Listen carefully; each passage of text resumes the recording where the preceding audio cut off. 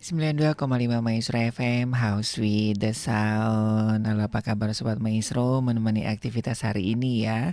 Dan iya, kita kembali mengingatkan buat Anda, ya kita sebagai warga negara Republik Indonesia akan mempunyai gawe yang sangat besar begitu ya. Dan ini adalah peran kita semuanya sebagai negara demokratis ya. Dan Anda juga mempunyai hak ya untuk menyuarakan suara Anda. Nah, dalam negara demokrasi, lembaga legislatif ini merupakan lembaga esensial sebab mewakili rakyat untuk mengemukakan aspirasinya agar dapat tertuang dalam kebijakan pemerintah. Sebagai wakil rakyat, anggota lembaga khususnya legislatif ini selalu berupaya untuk menyuarakan kepentingan masyarakat dalam setiap pengambilan keputusan yang berhubungan dengan kepentingan publik. Nah, untuk membahas hal ini, saya sudah bersama-sama Bapak Asa T. Silitonga SE, caleg PSI untuk DPRD Provinsi Jawa Barat, daerah pemilihan Jawa Barat 1 untuk Bandung dan Cimahi ya. Jadi ingat kartu biru nomor 15 PSI dan coblos nggak apa-apa ding ya. Ada nama Bapak Asa T. Silitonga nomor 6. Nah, begitu ya. Jangan yang lain gitu ya, Pak ya. Saya nggak di-endorse kok ya. Oke, nah Pak ini kan seringkali rame dipertanyakan begitu, apakah benar sih lembaga legislatif ini akan benar-benar menyuarakan suara rakyat begitu seperti narasi-narasi yang digaung-gaungkan gitu, Pak. Ya, kita berpikir positif saja ya. Ketika anggota parlemen itu memang tahu kewajibannya, apa yang diaspirasikan oleh masyarakat, tentu wajib diperjuangkan. Ya. Ya kan, mereka punya fungsi-fungsi untuk itu, legislasi, penganggaran dan pengawasan kan begitu. Jadi dalam fungsi itu juga aspirasi ini bisa ditampung dan diperjuangkan. Toh ini aspirasi itu kan mengarah kepada kemajuan, untuk gagasan kemajuan gitu. Betul. Ya. Dan sebagai calon legislatif yang diusung dari partai PSI ini kan juga cukup kental begitu ya, menyuarakan aspirasi masyarakat, termasuk juga pemiskinan itu ya yang sedang jadi agenda utama begitu ya dari PSI begitu. Nah, ke Pak Asa Silitonga begitu sebagai caleg, apa sih yang menjadi obsesi Anda yang ya kita berdoa Bapak akan terpilih. Amin. Dan bisa mewakili suara kami begitu?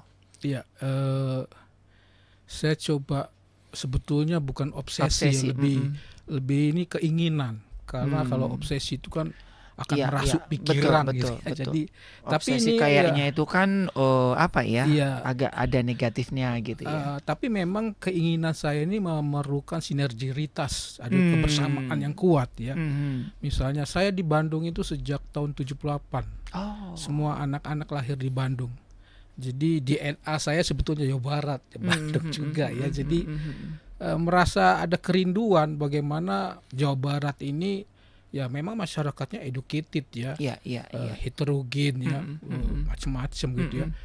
Nah, ada yang memang untuk menuju ke depan itu ya ada sisi yang memang harus dibangun kembali ya. Misalnya intoleransi itu maunya dihilangkan lah, sekat-sekat itu dihilangkan. Jadi jangan ada intoleransi lagi, apalagi yang bersifat isu-isu sara. Nah, ini demi kemajuan Jawa Barat. Kita Jawa Barat ini udah punya potensi yang besar ya. Lembaga pendidikan sangat banyak di sini gitu. Bisa dikatakan salah satu barometernya jadi Indonesia lah akan menjadi model dari provinsi-provinsi lain untuk kemajuan menuju Indonesia maju yang dicita-citakan sesuai konstitusi negara gitu. Jadi obsesi saya adalah bagaimana Jawa Barat ini betul-betul jadi model kemajemukan bagi nasional gitu ya. Jadi macam satu gambaran untuk menjadi acuan di Jawa Barat itu tuh obsesi, keinginan ya.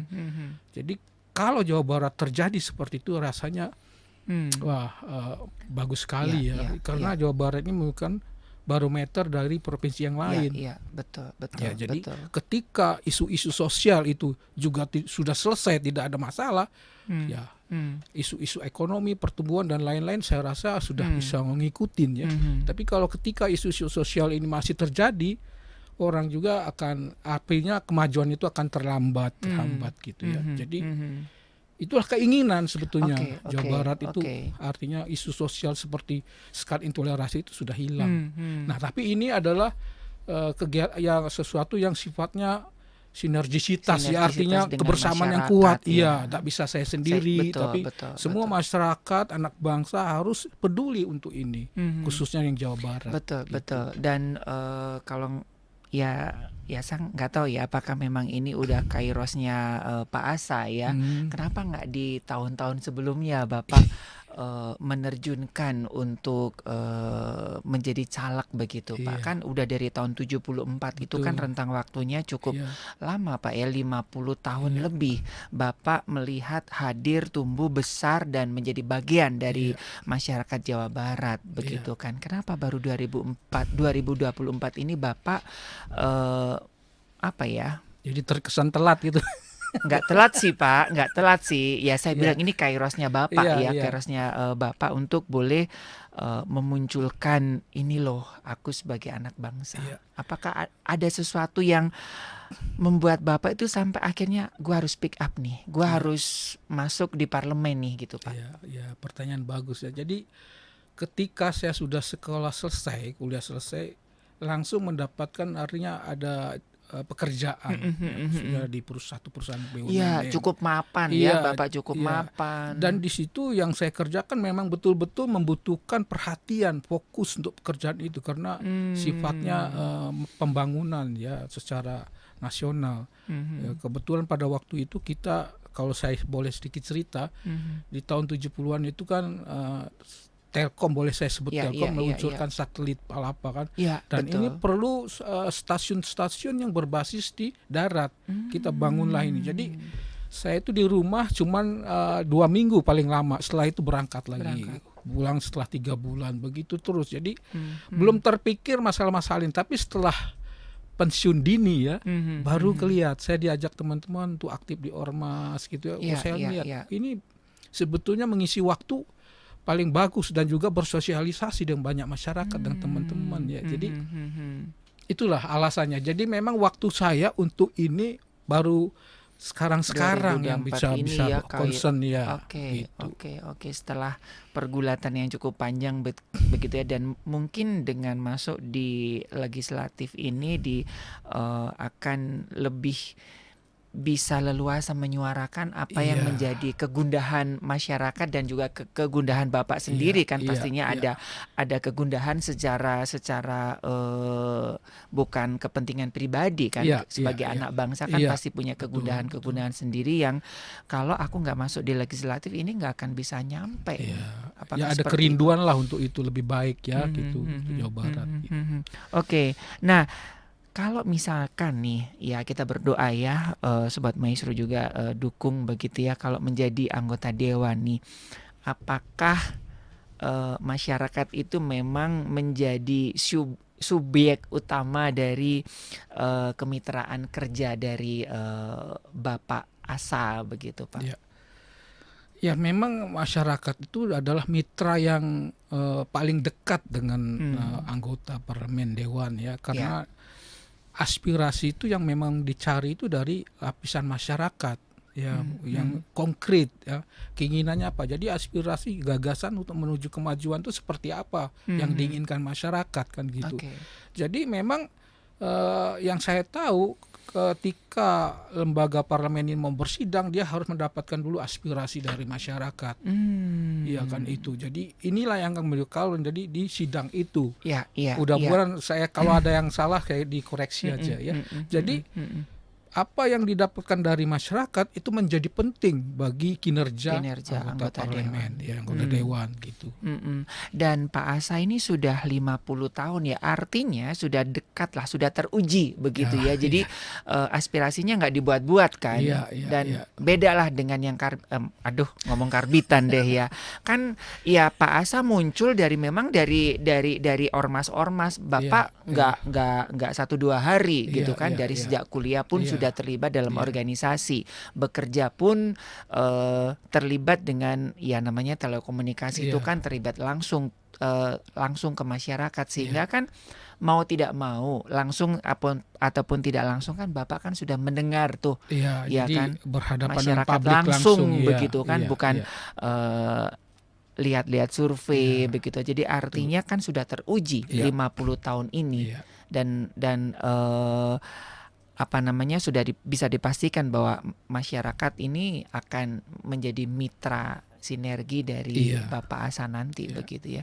Nah, apa sih Pak pentingnya aspirasi bagi anggota dewan ini Pak? Aspirasi itu kan adalah gagasan untuk menuju ke perbaikan ya. Jadi pentinglah kalau bagi anggota dewan yang memang mau betul-betul menuju perbaikan, memperbaiki sesuatu yang memang kurang gitu ya kan, mengisi yang belum dipenuhi oleh pemerintah gitu ya kan. Jadi kita bermitra dengan pemerintah, kita menemukan sesuatu di masyarakat yang misalnya ini ada kepincangan, nah itu perlu diperjuangkan. Jadi tanpa aspirasi masyarakat kita kadang-kadang juga nggak objektif kan, betul. Jadi kalau masyarakat itu memang datang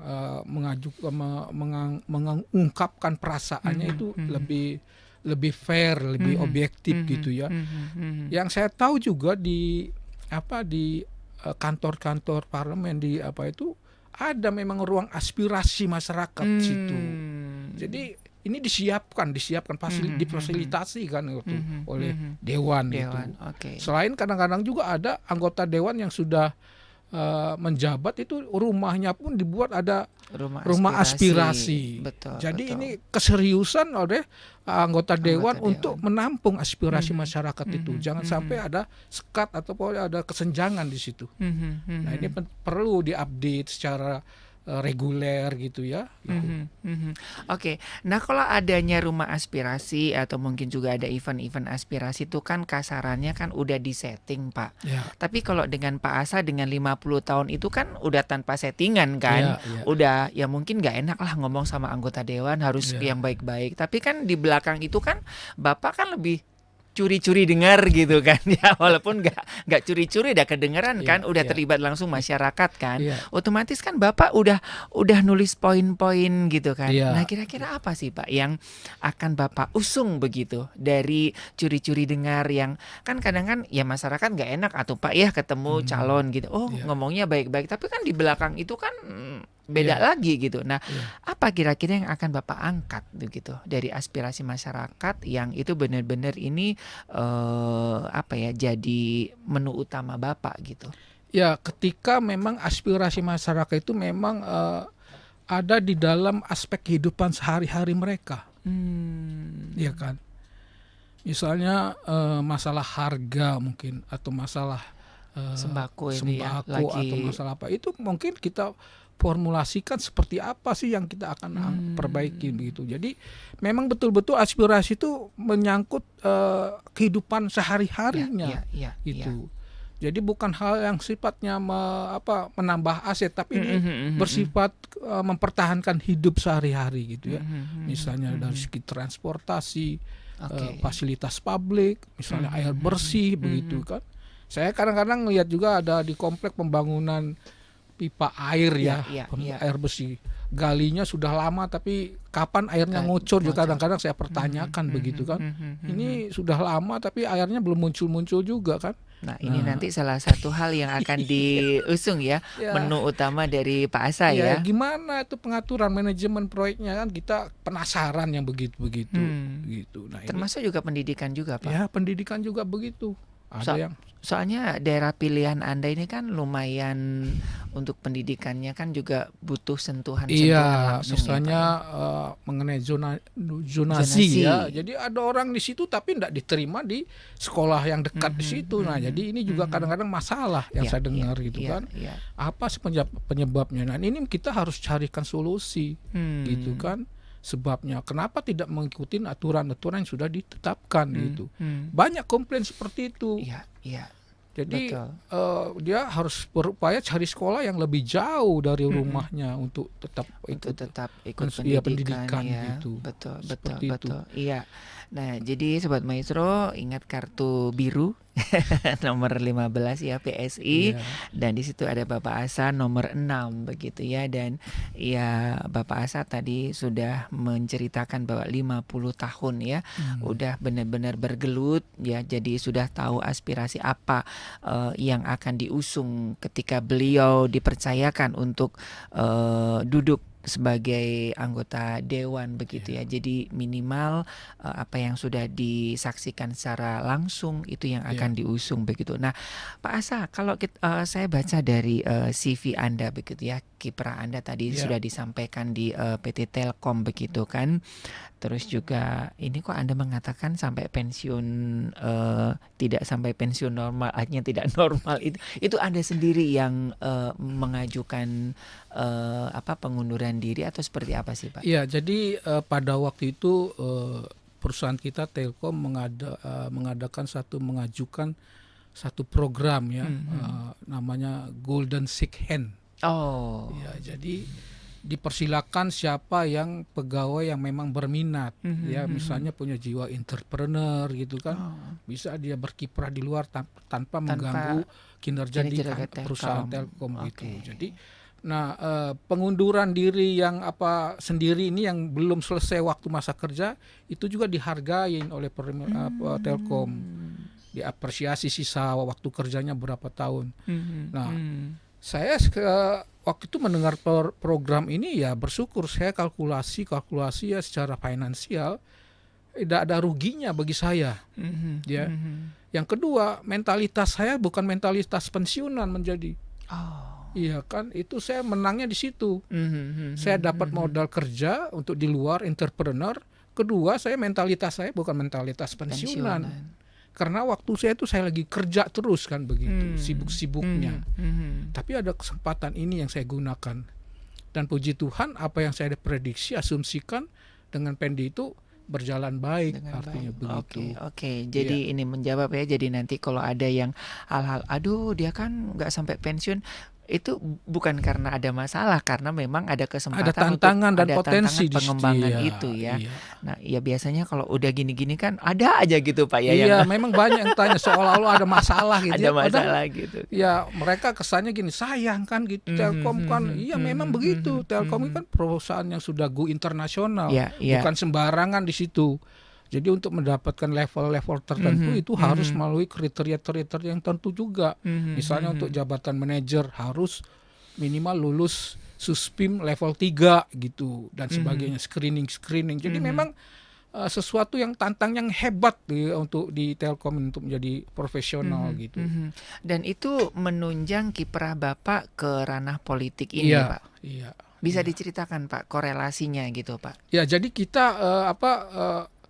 bagaimana kita melakukan sesuatu ya, tugas tanggung jawab itu mencapai tujuannya yang konkret gitu loh. Jadi kita bisa memetakan mappingnya atau langkah-langkah apa ya.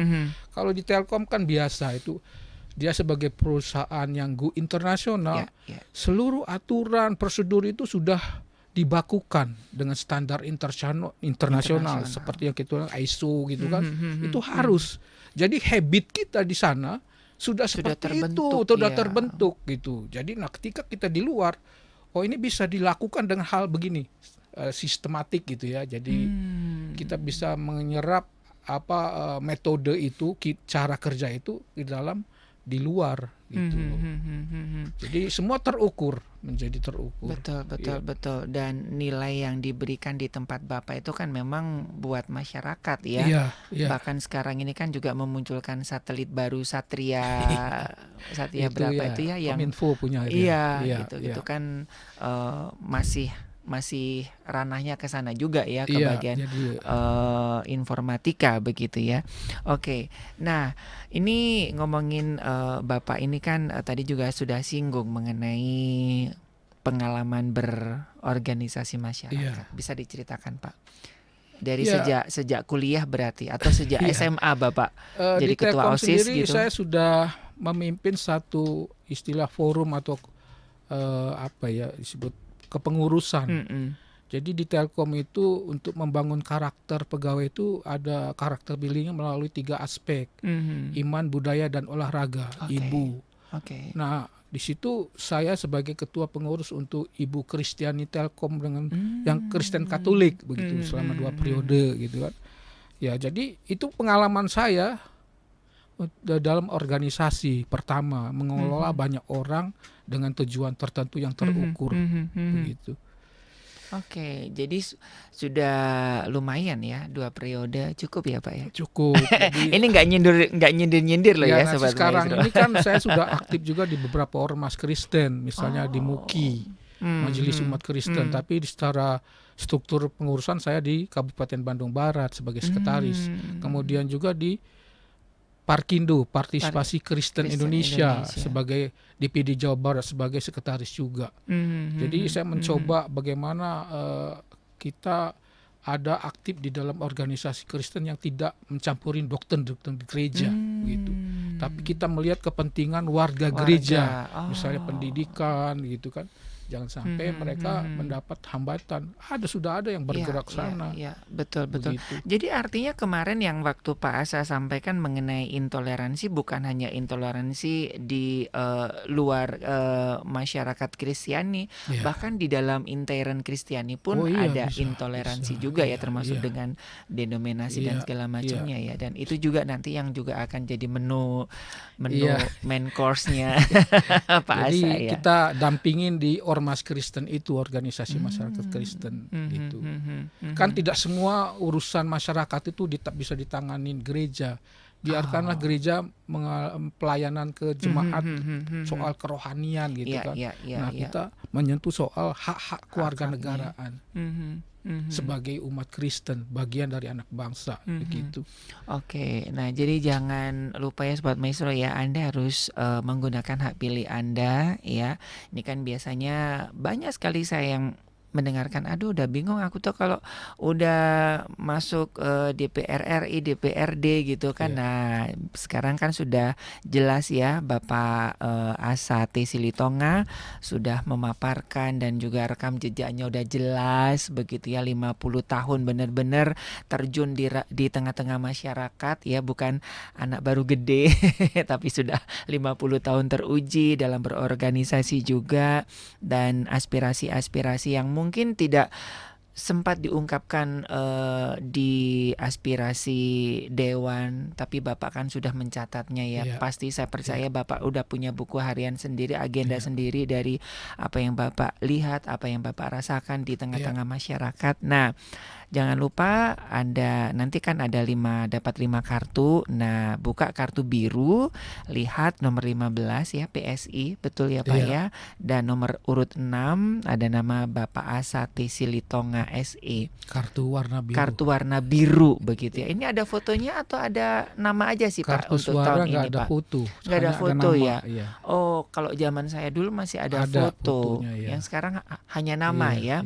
Oke, jadi kartu warna biru nomor 15 partai PSI dan nomor urut 6 ya, ada nama Bapak Asa T. Silitonga begitu ya. Daerah pilihan Jawa Barat 1 Bandung Cimahi ya. Jadi ini DPRD ya. DPRD provinsi. DPRD provinsi. Jadi artinya aspirasi Anda ya lumayan lah ya untuk bisa sampai dan untuk bisa terrealisasikan gitu ya Pak ya. Oke, nah kira-kira apa yang ingin Bapak sampaikan kepada warga masyarakat Bandung dan Cimahi nih, Pak? Ya, sekali lagi kita ada pesta demokrasi yang 5 tahun sekali ya. Itu gunakanlah itu, datanglah ke TPS, jangan golput gitu. Berikan pilihan-pilihan sesuai hati nurani dengan melihat kompetensi dan sebagainya. Salah satunya coblos nomor 6 dari PSI ya. Betul. Nomor 5 kartu suara warna biru ya. Gitu, ya. Semoga kita juga diberkati, dipelihara Tuhan terus-menerus dan sehat. Oke, jadi kartu warna biru Partai PSI nomor 6 Bapak Asati Silitonga, begitu ya, yang siap menjadi mitra ya, bukan hanya mitra juga ya Pak ya, sinergisitas ya, supaya aspirasi-aspirasi warga Bandung dan juga Cimahi yang mungkin selama ini belum terrealisasi, kita berharap jika Bapak terpilih dan kita doakan semua aspirasi yang mungkin tidak Anda sampaikan, tapi ya itu tadi saya menggarisbawahi 50 tahun Bapak tinggal di tengah-tengah masyarakat Bandung ya, dan juga dalam keorganisasian, dalam ormas, juga dalam pekerjaannya yang cukup mewakili lah ya untuk masuk ke ranah legislatif, tidak diragukan. Ya, jadi pilih, ambil kartu warna biru ya, nomor 15 Partai PSI, ada nomor urut 6, ada Bapak Asati Silitonga. Nah, jangan ragu-ragu ya. Oke Pak Asa, sehat selalu, dan kita terus doakan kiranya ini menjadi kairosnya Bapak untuk bisa menjadi wakil dan menyuarakan aspirasi masyarakat Bandung dan Cimahi. Sukses Pak, tetap Terima semangat kasih, ya. Oke, Sobat Maestro, jangan lupa kartu warna biru Partai PSI nomor 15 dan nomor urut 6, coblos Bapak Asati Silitonga. Saya Ari dan rekan Juda mohon pamit. Kita ketemu tanggal 14 Februari ya, di TPS masing-masing begitu ya, dan Tuhan memberkati.